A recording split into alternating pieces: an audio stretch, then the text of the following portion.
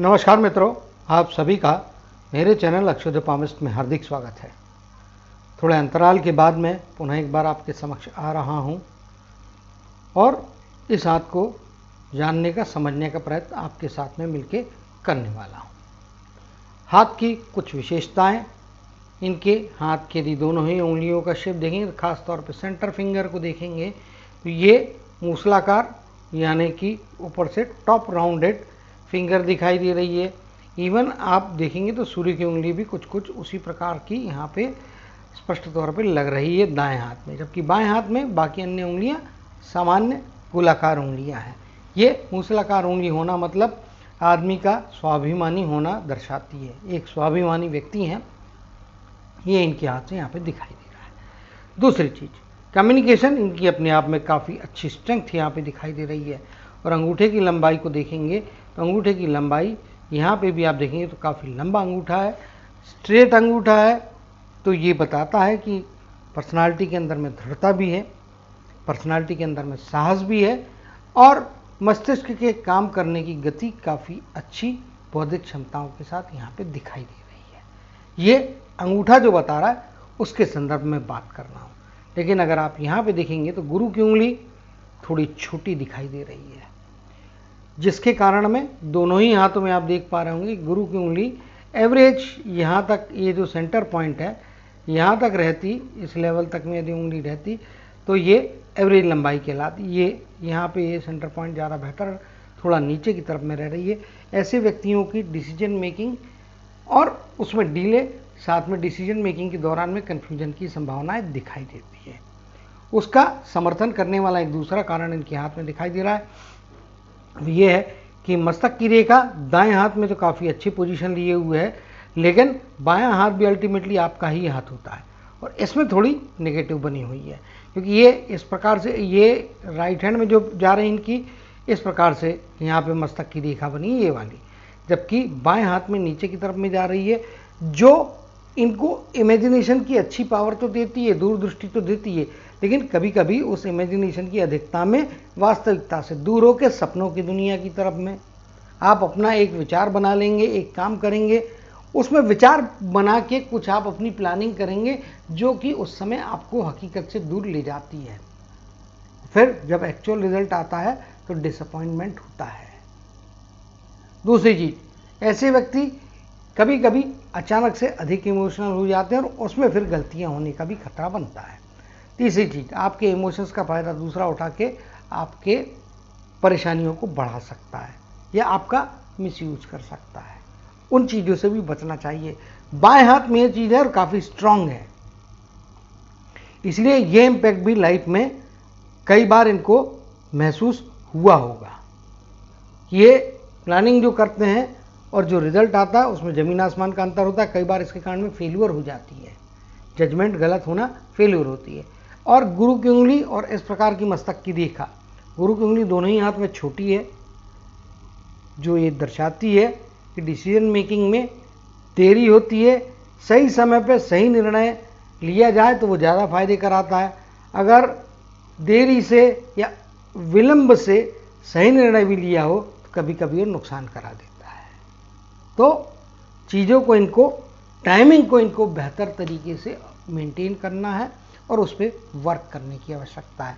लेकिन ये God gift है, तो इसमें आप अपनी तरफ से प्रयत्न करेंगे तो कुछ हद तक कमियां ला सकते हैं, लेकिन इसको नलीफाई करना इम्पॉसिबल है। ये चीज़ किसी ना किसी रूप से आपको कभी ना कभी परेशानियां देते रहेंगी, फेल्यूर का कॉज भी बनते रहेगी या लाइफ में डीले का कॉज भी ये बन सकती है। चलिए आगे बात करते हैं पर्सनालिटी में और क्या प्रकार की चीज़ें दिखाई दे रही हैं। यहाँ पे एक चीज़ और भी है, सूर्य के क्षेत्र से जुड़े हुए कार्य इनको फायदे कराने वाले हैं। क्योंकि पर्सनालिटी स्पष्ट तौर पे सूर्य प्रधान पर्सनालिटी है और बुध पर, और उसके साथ में बुध की उंगली का भी कॉम्बिनेशन काफ़ी तगड़ा, मजबूत, और ये उंगली भी मूसलाकार शेप की दिखाई दे रही है। तो ऐसे व्यक्ति जो होते हैं कलात्मक होते हैं, आर्टिस्टिक होते हैं, ये निश्चित तौर पे मैं आपको कह सकता हूँ। ये जो कॉम्बिनेशन है ये अपने आप में काफ़ी अच्छा कॉम्बिनेशन है। सूर्य से जुड़े हुए क्षेत्र, बुध का जुड़ा हुआ क्षेत्र, बुध में रिसर्चर और साइंटिस्ट की प्रवृत्तियाँ होती हैं, सूर्य के क्षेत्र में, और आपकी प्रोफेशन या कम्युनिकेशन से जुड़ी हुई स्किल्स होती हैं वो सारी इनकी बहुत अच्छी रहने वाली। सूर्य से जुड़े हुए क्षेत्र जो होते हैं वो हाई वैल्यू आइटम्स होते हैं, हाई वैल्यू मटेरियल्स होते हैं, मेडिकल साइंस से जुड़ा हुआ क्षेत्र होता है, डॉक्टरी से जुड़ा हुआ क्षेत्र होता है, फिर दवाई की या मेडिसिन से जुड़ी हुई या फार्मेसी से जुड़ी हुई चीज़ें भी होती हैं, और डेकोरेशन से जुड़ी हुई चीज़ें होती हैं, कॉस्मेटिक्स से जुड़ी हुई चीज़ें होती हैं। ऐसे ढेर सारे सूर्य के क्षेत्र, एडमिनिस्ट्रेशन का भी क्षेत्र सूर्य के अंदर में आता है, और उसमें से एक व्यवसाय ये ऑलरेडी कर रहे हैं, तो वो सूटेबल फील्ड है और वहीं इनको बनना था। इनके हाथ में कुछ चीज़ें हैं जिसके कारण में वो बन गए हैं। दोनों ही हाथ में आप देखेंगे तो सूर्य की प्रधानता स्पष्ट तौर पे दिखाई दे रही है। यहाँ पे हाथ पीछे की तरफ में झुका हुआ है, जिसके कारण में एक्चुअल हमको एक वो नहीं मिल रहा है, बट फिर भी यहाँ पे भी उंगली की लंबाइयाँ अपने आप में सफिशिएंट दिखाई दे रही है। अब जो है माउंट्स की स्टडी करेंगे और माउंट में हम देखने का प्रयत्न करेंगे किस प्रकार की संभावना यहाँ पे दिखाई दे रही है। तो माउंट के मामले में गुरु का पर्वत, बौद्धिक क्षेत्र, शिक्षण का क्षेत्र काफ़ी अच्छा है। ये उभार काफ़ी हद तक यहाँ पे इनको बुद्धिमान बनाता है।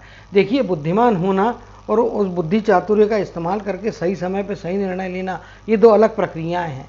इनको समझदारी है, सोचने समझने की क्षमता बहुत अच्छी है, बौद्धिक क्षमताएं अच्छी है, ईश्वर ने दिया हुआ IQ लेवल भी बहुत अच्छा है, शिक्षण भी इनका ऊंचे दर्जे का रहने वाला है। गुरु का अब जब क्षेत्र होता है, जो गुरु का माउंट होता है, वो ये सारी चीज़ें, इनको सारी शक्तियाँ, बौद्धिक क्षमता प्रदान कर रहा है। सिर्फ उंगली गुरु की छोटी होने के कारण में जो है आपको टाइमिंग के ऊपर में थोड़ा ध्यान देना चाहिए।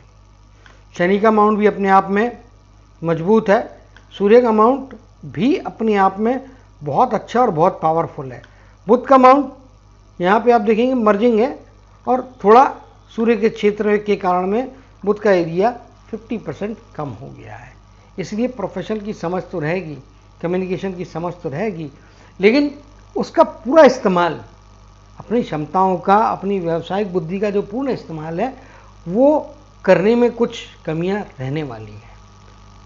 फुल रिजल्ट्स प्रोफेशनली आपको यहाँ पे शायद नहीं मिलते हैं जब बुध का पर्वत काफ़ी हद तक छोटा हो जाए। अब यहाँ पे आप देख रहे होंगे क्लियर कट कि सूर्य का माउंट इस प्रकार से यहाँ पे बनाया। मैं सारे चिन्ह हटा देता हूँ ताकि ड्राइंग के ऊपर ड्राइंग करने में फिर कन्फ्यूजन होता है। अब यहाँ पे आप देखेंगे स्पष्ट तौर पे सूर्य का माउंट इस प्रकार से इनके हाथ में यहाँ पे बना हुआ है। ये सूर्य का एरिया है।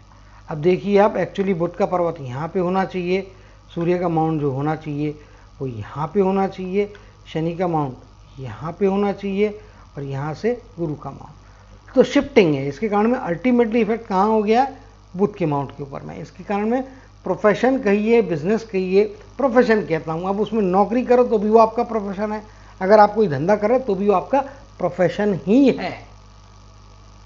तो यहाँ पे चीज़ें में फ़र्क दिखाई देता है। अभी मैं माउंट्स के ऊपर कंसंट्रेट करूंगा, उसके बाद हम लाइनों में जाएंगे। तब पहले डिफरेंसेस के ऊपर में कंसंट्रेट करेंगे और बाद में एनालिसिस करेंगे।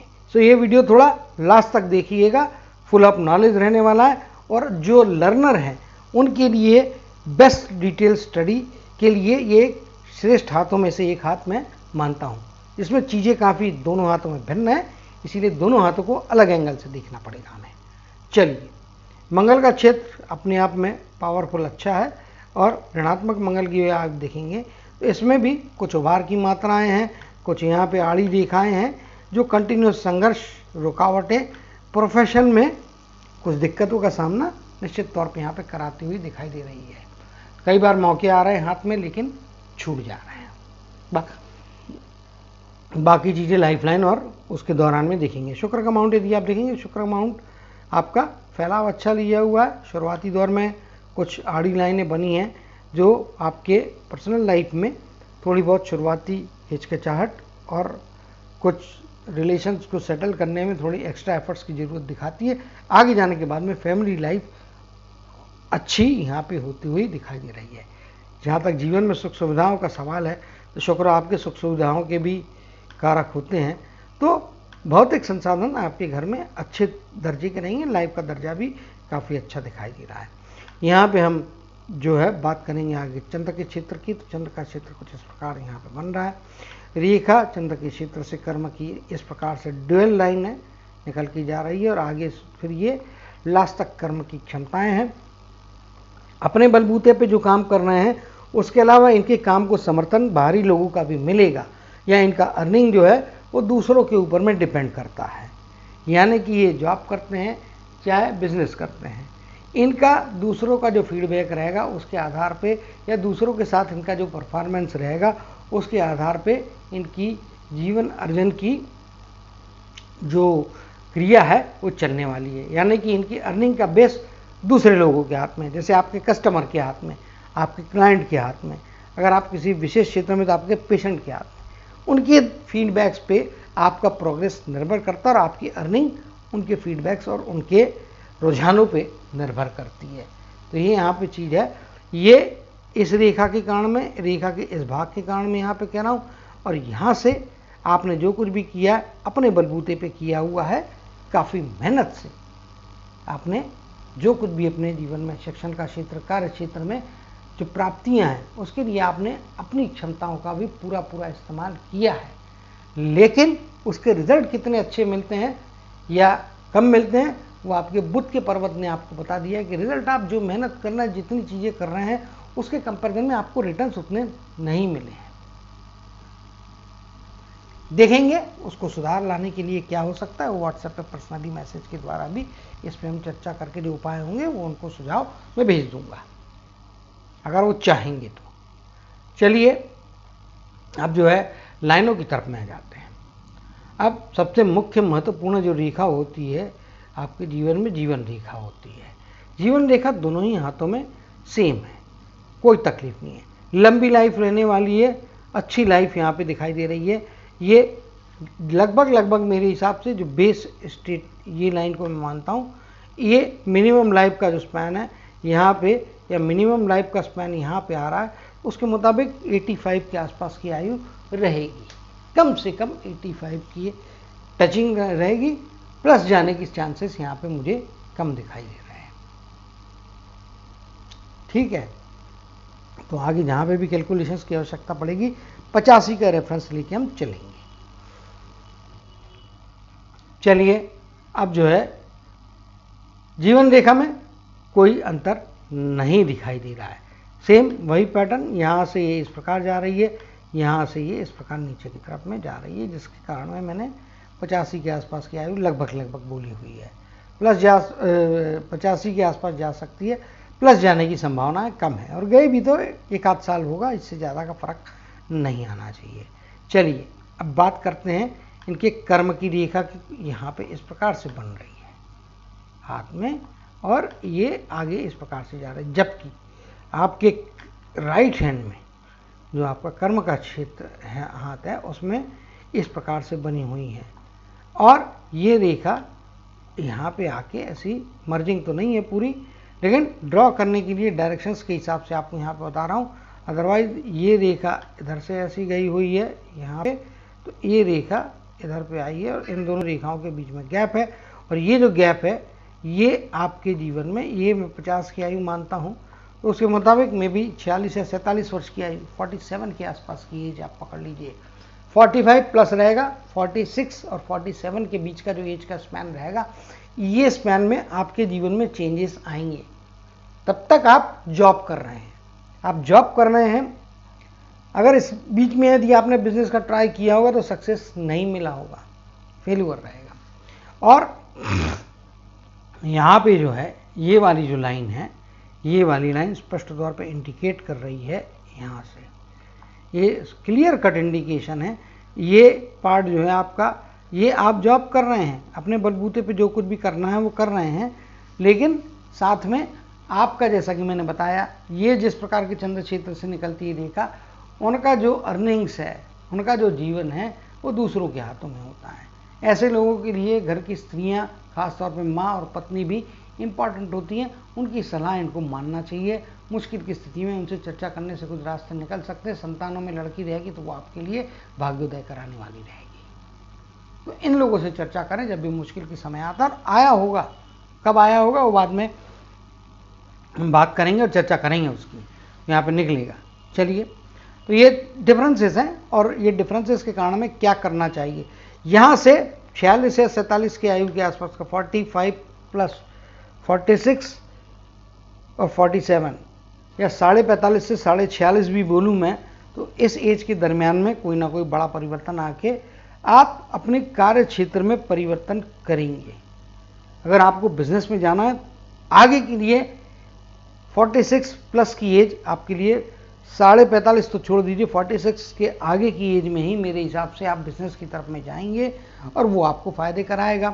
क्योंकि ये जो लाइन है, ये लाइन जो सेल्फ डिपेंडेंस की होती है या सेल्फ वर्किंग की होती है, ये लाइन आपकी यहाँ पे आके ख़त्म हो जा रही है, इस पॉइंट पे आके ख़त्म हो जा रही है। ये पॉइंट आपका यहाँ पे दी एंड हो जाता है, सॉरी ये वाली, ये इसके ब्रांच जो है ये इधर तक गई है, ये यहाँ पे, जिसके कारण में मैंने 46 प्लस में बोला है। और ये वाली एज जो है हम पकड़ते हैं वो 50 की एज है। 46, 47 या 46.5 से 47.5 का पीरियड कहना भी ज़्यादा उचित होगा। 46 के बाद ही आप बिजनेस के बारे में सोचें, पहले ना सोचें।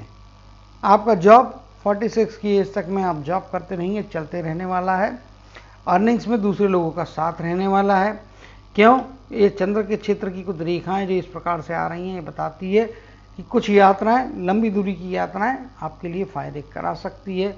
भारी लोगों का साथ, भारी लोगों का समर्थन, इवन पार्टनरशिप यदि आपको ऑफर होती है तो उसका लाभ आपको लेना चाहिए, लेकिन 46 की एज के बाद, उसके पहले नहीं। अगर बिजनेस आप करते हैं और कोई अच्छा भरोसेमंद पार्टनर मिलता है तो उसका भी हाथ मेरे से चेक करा लीजिएगा उस समय, और पार्टनरशिप के साथ में भी आप बिजनेस चालू कर सकते हैं। लेकिन 46 की एज के पहले करने से लाभ नहीं होंगे। आपको कोई पार्टनर मिल भी गया, आपने चालू भी कर दिया बिजनेस, रिटर्न्स नहीं आएंगे। रिटर्न्स के लिए 46 की एज के बाद का ही पीरियड आपके लिए, जब ये वाली स्ट्रेट लाइन का इफेक्ट समाप्त होगा, तब आपको चीज़ें बेहतर यहाँ पे मिलने वाली है। फिर उसके बाद आप देखेंगे तो यहाँ से फिर 46 के बाद की एज में स्थिरता है, और ये आपको कंटिन्यू अर्निंग कराते रहने वाली है। लाइफ के आखिरी दिन तक अर्निंग की क्षमता रहेंगी। बैठ के भी आप कंसल्टेंसी कर लेंगे, लोगों को देख लेंगे, कुछ बातें बता देंगे, उससे भी आपको पैसा मिलेगा। मल्टीपल सोर्सेस रहने वाले हैं, क्योंकि यहाँ से बौद्धिक क्षमताएं, बुद्धि के बल पे ही आप अर्निंग काफ़ी अच्छी करते हुए दिखाई दे रहे हैं। तो बुद्धि अच्छी है, गुरु का पर्वत ने आपको शिक्षण भी अच्छा दिया, IQ लेवल भी दिया है, समझदारी भी दी है। सही समय पे सही निर्णय लें। गलत समय पे लिया हुआ सही निर्णय भी गलत साबित होगा, तो संभाल के रहना चाहिए।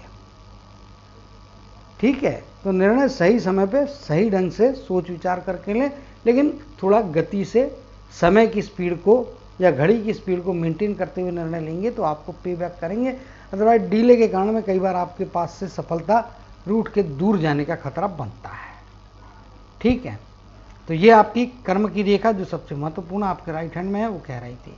लेफ्ट हैंड की बात कर लेते। लेफ्ट हैंड में तो स्ट्रेट फॉरवर्ड दिखाई दे रहा है यहाँ पे, और ये 50 की आयु है। यहाँ पे देखिए आप, अब ये वाली रेखा लैप करके यहाँ से इधर आ गई, आगे फिर यहाँ पे अगेन दो मुही रेखा है, अर्निंग्स है और कंटिन्यू अर्निंग है, लास्ट पॉइंट तक पैसा रह रहा है। अब इसको भी यहाँ पे आप देखने जाएंगे तो ये भी 45 की एज के प्लस एज से बिजनेस की तरफ है, या दूसरे नेचर ऑफ, मतलब व्यवसाय में दूसरे पद्धति से अर्निंग की तरफ में आपको ले जा रही है।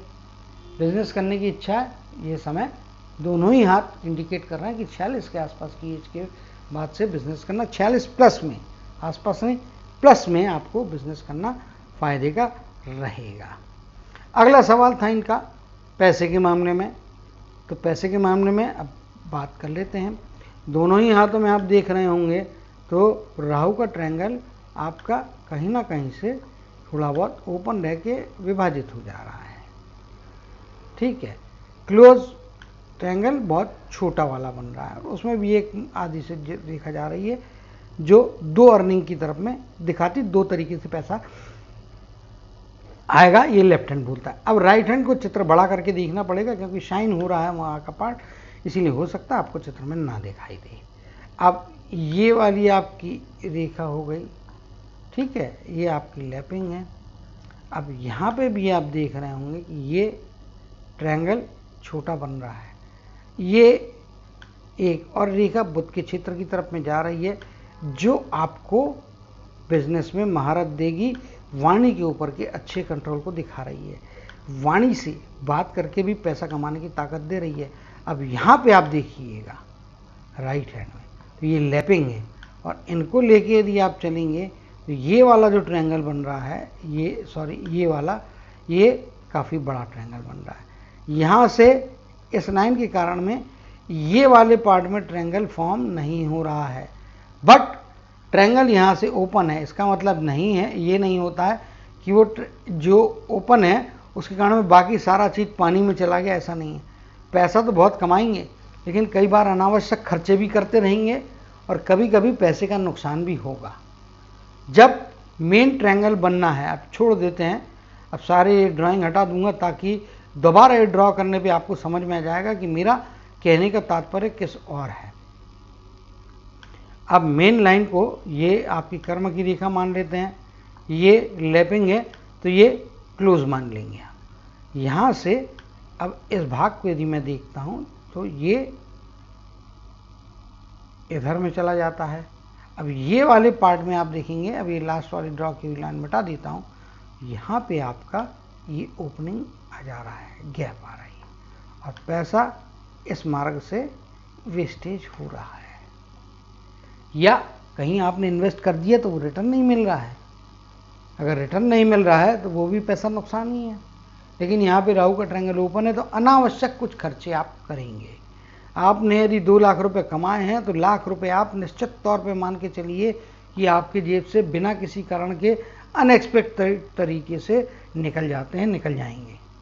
पैसा रोक के रखने के लिए आपको मेहनत करना पड़ेगी, क्योंकि यहाँ पे भी आप देखेंगे तो ये गैप तो बन रहा है, लेकिन यहाँ पे खुशकिस्मती ये है कि ये जो रेखाएं हैं ये एक दूसरे को ओवरलैप कर रही है, इसीलिए इसको हम क्लोजिंग की जैसी स्थितियाँ मानेंगे। अदरवाइज यहाँ पे ये छोटा ट्रायंगल तो इस फॉर्म में बन ही जा रहा है। तो पैसा कमाने की जितनी क्षमताएं हैं उसके कंपैरिजन में धन का भंडार जो रहेगा, आपने 10 लाख कमाया तो आपके पास हो सकता है कि 4 ही लाख रहे धन का भंडार, 6 लाख रुपए आपके खर्चा होते रहेंगे किसी ना किसी कारण से।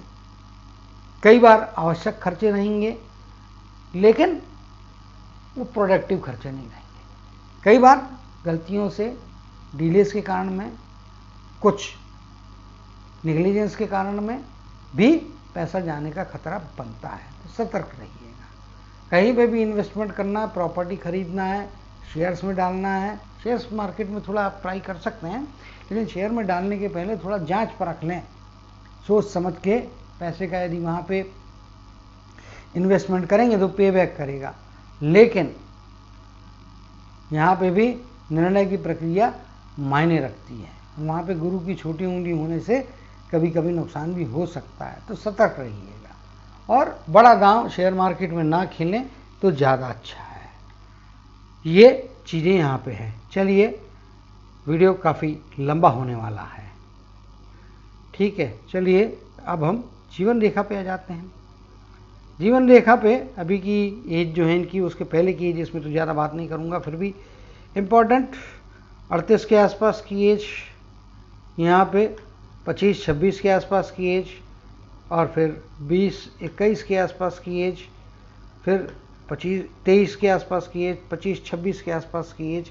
इन एजेस में कुछ फ़ायदे, उपलब्धियाँ होने की संभावनाएं दिख रही हैं। और यहाँ पे भी आप देखेंगे तो छोटी रेखा और छोटे इंप्रेशंस ये आगे इस तरफ जा रहे हैं, और ये दोनों ही एजेस को आप देखेंगे तो 45 के बाद का पीरियड है। एक में मे बी 46-47 का पीरियड है और एक लगभग 48 प्लस, तो 46-48 ये दो एजेस जो हैं इम्पॉर्टेंट रहने वाली है। रेखाएं छोटी है लेकिन महीन है, लेकिन क्लियर है। रेखाएं क्लियर होने से आपको प्रोग्रेस की संभावनाएं ज़्यादा बेहतर मिलती है। इन एजेस में आपको जंप मिलेगा। इसके बाद में आप देख पा रहे होंगे तो 58 की एज, यहाँ पे भी बड़ा जंप है। फिर आपके 63-64 की एज, फिर लगभग 68 की एज, ये एजेस में आपको फ़ायदे ज़्यादा हो रहा है। 85 की एज है तो जीवन का सेकेंड हाफ 42.5 के बाद की एज या कहिए 45 के राउंड अब मैं बात करूँ तो 45 के बाद की एज आपको ज़्यादा अच्छे परिणाम दे रही हैं। पहले भी चीज़ें हुई हैं मगर उसमें रुकावटें आई हैं। अभी महत्वपूर्ण एक समय है, 2 समय हैं। एक तो ये वाला पीरियड में भी एज का ±1 ईयर का फ़र्क हो सकता है, लेकिन 35 के आसपास की एज और यहाँ पे आप देखेंगे तो लगभग 25 के आसपास की, 24.5-25 के आसपास की एज, इन 2 एजेस में कुछ ना कुछ बड़े नुकसान या बड़ी रुकावटों का सामना होने का यहाँ पे क्लियर कट इंडिकेशन दिखाई दे रहा है। प्रोफेशनली फेल्यूर या प्रोफेशन में कोई रुकावट आ सकती है, या आपने जो एक्सपेक्ट किया होगा, जो रिटर्न्स की चाहत होगी, वो रिटर्न्स की चाहत तो नहीं आई, उल्टा उसमें कुछ नुकसान हो गया। ये 2 एजेस आपको निश्चित तौर पे नुकसान दे रही है और उसका इम्पैक्ट आपके करियर और फाइनेंस के ऊपर में भी होता हुआ दिखाई दे रहा है। कुछ ना कुछ ऐसी चीज़ है जो आपके जीवन को झकझोर करने वाली है। एक 24.5-25 के आसपास की एज है और दूसरी लगभग 35 के आसपास की एज है। ये 2 एजेस ने आपको थोड़ा कष्ट दिया होगा, ये पक्का दिखाई दे रहा है। चलिए आगे बाकी फिर इसके बाद में 45-46 कह लीजिए आप 47 की बात की एज में फिर आपको इस प्रकार के कष्टों का सामना नहीं हो रहा है, प्रोग्रेस अच्छा मिल रहा है, संभावनाएं बड़ी हैं। एज के स्पैन 46, 48, 58, 64 के आसपास का पीरियड, 68 या 69 कहना उचित होगा। इस एरियस में आपको काफ़ी अच्छे पैसे और काफ़ी अच्छी जब मिल रहे हैं और जीवन की गाड़ी आगे पूरे सक्सेस के साथ में बढ़ रही है। और लाइफ यहाँ पे देखेंगे ये पीरियड लगभग 80 के आसपास की एज का पीरियड है। यहाँ पे थोड़ा हेल्थ के मामले में कॉशियस रहना है। अब यहाँ पे हम हृदय रेखा की चर्चा करेंगे और इस पार्ट को यदि आप देखेंगे तो ये दिखाता है तनाव दबाव के कारण में स्वास्थ्य के ऊपर में विपरीत परिणाम। 50 की एज के बाद का पीरियड यहाँ पे आप मान के चलिए 50 से लेके फिर बची हुई लाइफ में कोई ना कोई ऐसी बीमारी अवश्य तौर पे लगेगी, चाहे बीपी की हो, चाहे शुगर की हो, कि जिसके कारण मेडिकेशन आपका शुरू होगा। 50-52 की एज का पीरियड है, यहाँ से कुछ ना कुछ स्वास्थ्य की समस्या आपके पीछे लगी रहेगी, जो आपको समय समय पे थोड़े थोड़े अंतराल के बाद में याद भी दिलाती रहेगी कि आपको तकलीफ है और आपको परेशान भी करती रहने वाली है। स्वास्थ्य के तरफ में 48 की एज के बाद से या 50 की एज के बाद से थोड़ा ध्यान रखें और ब्लड शुगर से रिलेटेड या बीपी से रिलेटेड चीज़ों से थोड़ा सावधान रहें, क्योंकि जो कुछ भी चीज़ होगी वो आपका लंबे समय तक पीछा करेगी।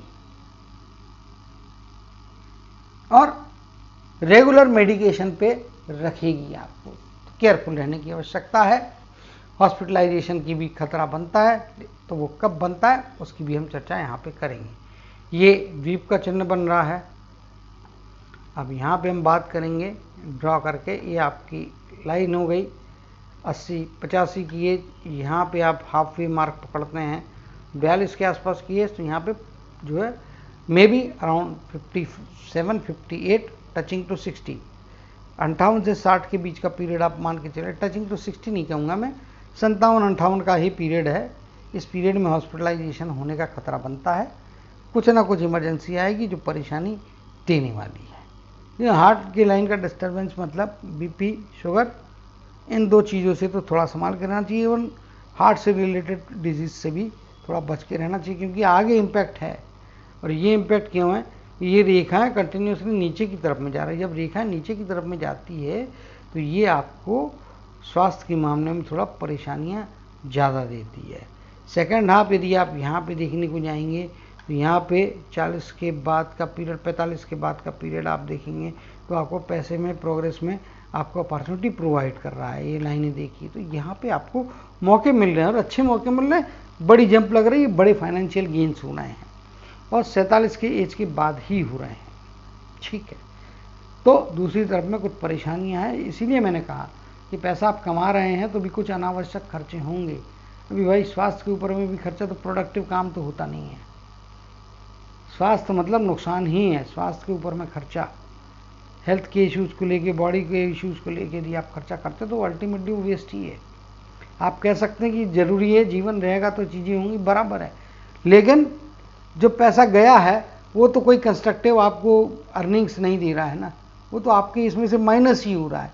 तो वो मेडिकल एक्सपेंसेस को भी मैं माइनस एक्सपेंसेस मानता हूँ, नेगेटिव एक्सपेंसेस मानता हूँ, और वो यहाँ पे होने वाले हैं, ये पक्का मान के चलिएगा।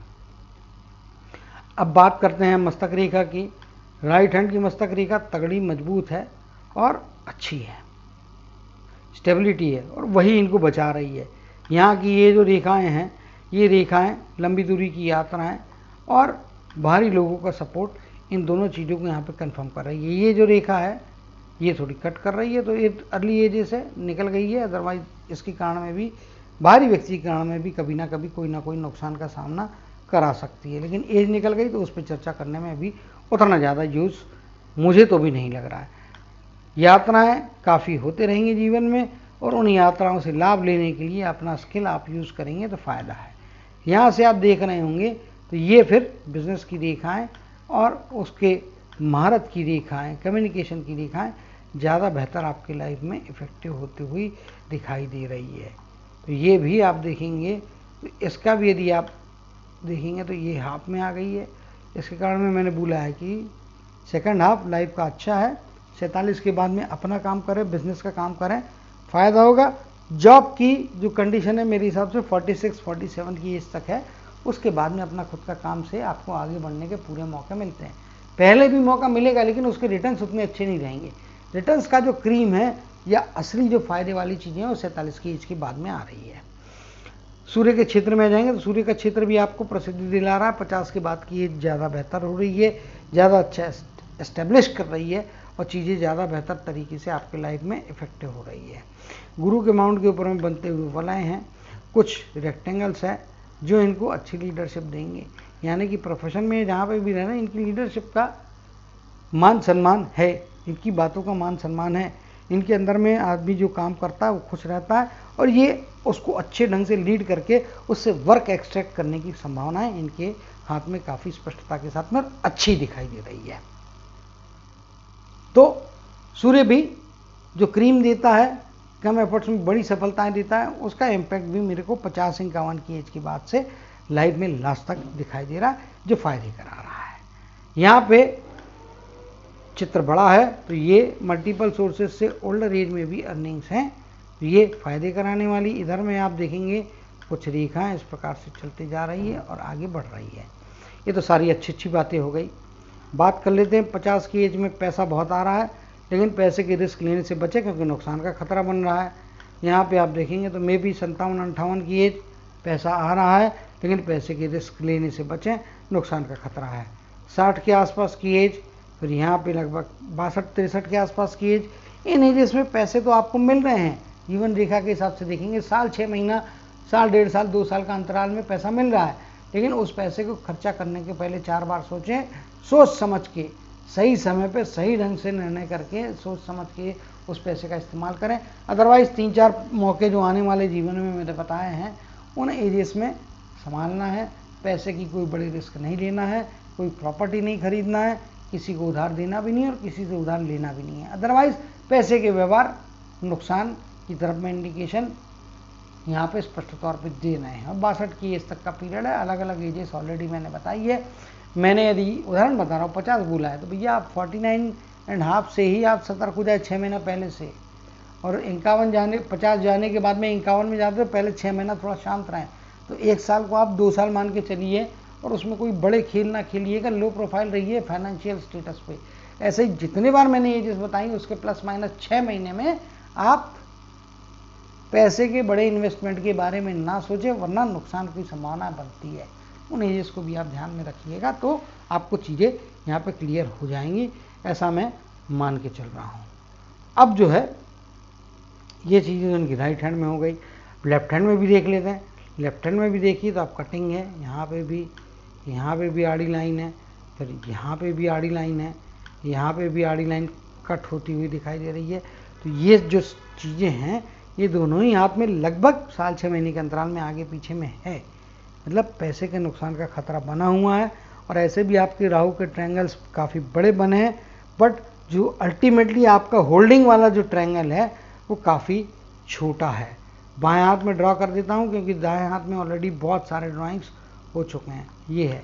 जबकि लॉजिकली ये ऐसा बनना चाहिए था इनके हाथ में, और बना कितना 30% हाथ में है। 100 रुपये कमाए तो अल्टीमेटली लास्ट में 30 ही रहने वाला है, 70 निकल जाने वाला है। तो इसीलिए जाएगा, वो डेस्टिनी है, आप उसके ऊपर भी वर्क करके उसका इम्पैक्ट प्लस माइनस से थोड़ा कम कर सकते हैं। बाकी आप कहेंगे कि नुकसान नहीं होगा, तो नुकसान तो होगा, सिर्फ उसके अमाउंट को कैसे कम करना है वो आपकी उस दिन की सोच समझदारी और योजनाओं पे निर्भर करता है। तो जितनी चीज़ें मैक्सिमम हो सकती थी वो रीड करके मैंने बता दी। इसके अलावा भी कोई चीज़ होगी तो मेरे से व्हाट्सएप पे या फ़ोन पे बात करके चर्चा कर सकते हैं। अभी के लिए हाथ का एनालिसिस समाप्त करता हूँ, और इनको आने वाले जीवन में अच्छी सफलता मिले, प्रसिद्धि मिले, कामयाबी मिले, और संभावित नुकसान को अपने तरफ जितना कम से कम कर पाएंगे और उसमें अच्छी सफलता पाएंगे, कमी लाके अपने नुकसान को बचाएंगे, यानी कि अपने लाभ को बढ़ाएंगे। इसी कामना और आशीर्वाद के साथ जय श्री कृष्ण, जय जय शनिदेव कहते हुए इनके हाथ के एनालिसिस को समाप्त करते हुए आप सभी से विदा लेता हूँ।